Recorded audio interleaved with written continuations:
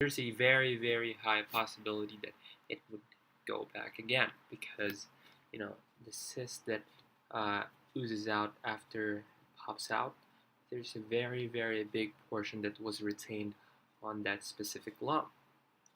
And one thing that you should know about this is that there is still no cure for this one, as dermatologists have told us.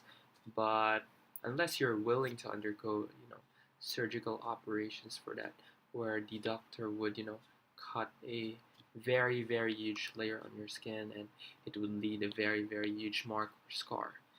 If you're willing to do that, then go ahead, go do it. I'm not discouraging you from doing it.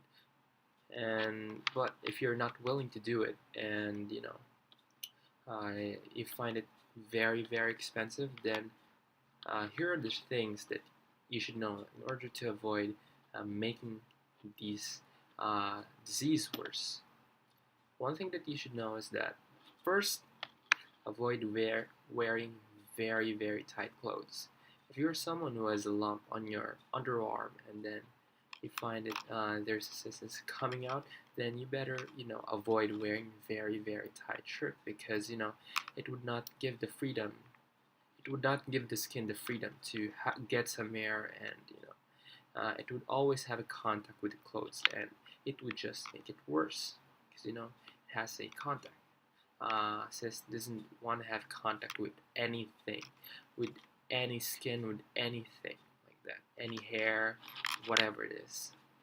And the next thing that you should know is that you should avoid doing exercises, because when you're exercising, um, you're most likely going to move your arms, and if you're moving your arms, then that means that the skin where it has a lump on your underarm, it would have a friction with your other skin.